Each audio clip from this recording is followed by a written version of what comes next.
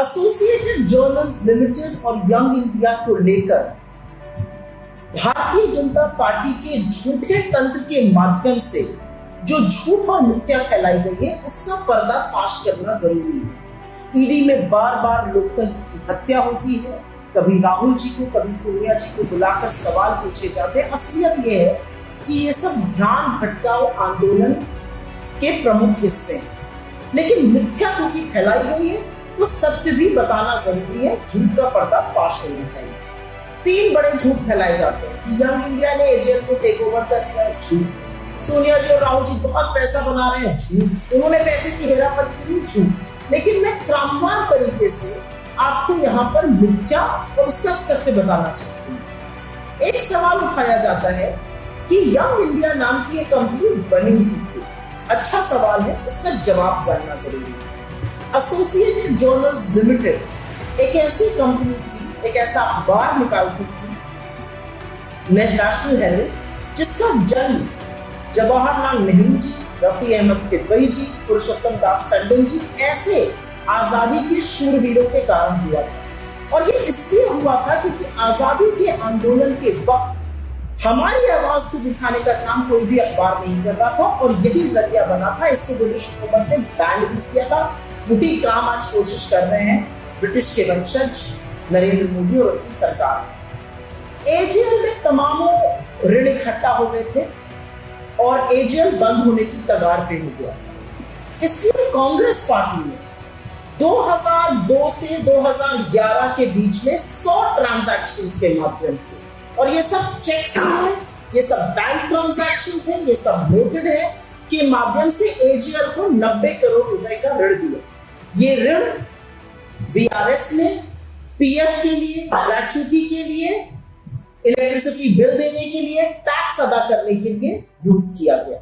ये 90 करोड़ का बिल था, इसलिए एजेएल को ये दिया गया था कि एजेएल का निर्वाह होता रहे। लेकिन क्योंकि एजेएल के बुक्स पर एजेएल के पास इतना ज्यादा ऋण हो गया था, वो मार्केट से क्रेडिट नहीं उठा सकती थी, वो कोई तरीके से फंक्शन नहीं कर सकती थी, ऑपरेशंस रुक चुके थे।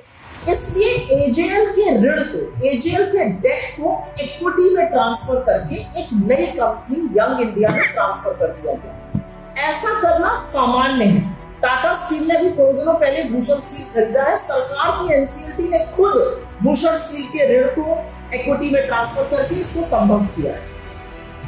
ये और अब ये दूसरा मिथ है कि यंग इंडिया ने टेक ओवर कर लिया। नहीं, यंग इंडिया के पास एजेएल का ऋण जो इक्विटी में कन्वर्ट होकर गया वो गया। उसके 4 शेयर होल्डर थे। वो 4 शेयर होल्डर कांग्रेस की अध्यक्षा, कांग्रेस के जनरल सेक्रेटरी राहुल गांधी जी, तत्कालीन जनरल सेक्रेटरी ऑर्गेनाइजेशन एस्टर फर्नांडिस जी और तत्कालीन उस टाइम के ट्रेजरर मोतीलाल वोरा जी।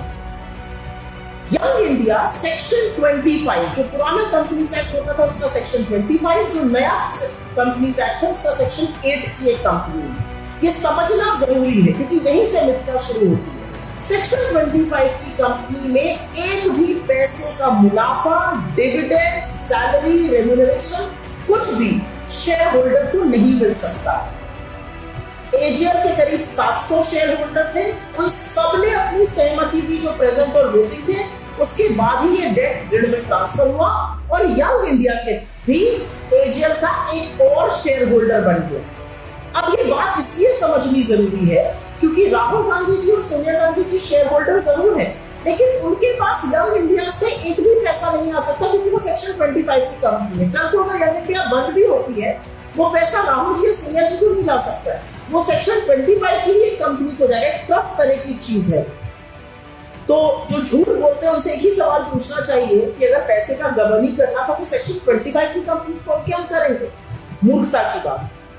अब एक इंपॉर्टेंट बात यहाँ पर कहनी जरूरी है और ये बात इसलिए जरूरी है क्योंकि ये फैलाया जाता है कि यंग इंडिया ने टेक ओवर कर दिया। बिल्कुल नहीं टेक ओवर किया।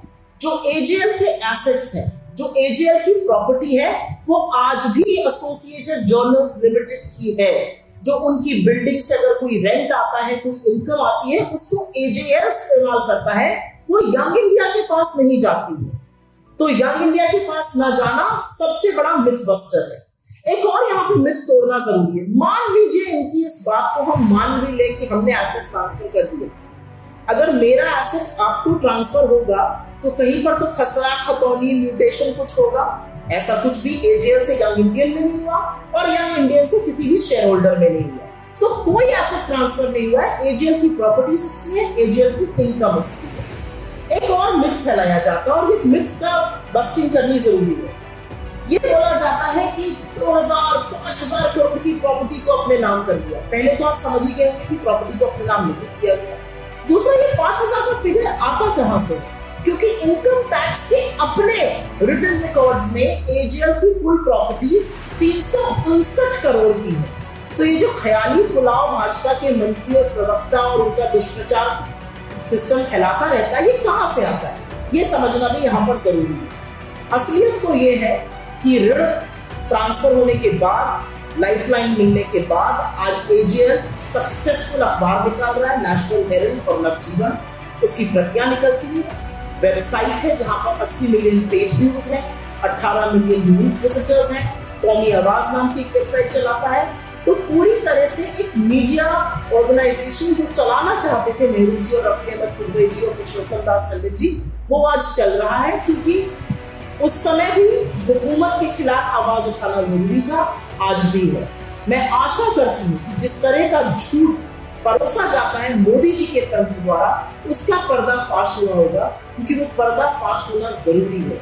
ये आजादी के आंदोलन की बहुत बड़ी धरोहर है और जिन लोगों ने आजादी के आंदोलन में कभी भाग नहीं लिया, तिरंगा 52 साल तक नहीं फहराया, वो नहीं समझ सकते हैं कि एसोसिएटेड जर्नल्स लिमिटेड के नेशनल हेरल्ड को जीवित रखना उतना ही जरूरी है जितना अपनी आजादी का उत्सव मनाना। धन्यवाद।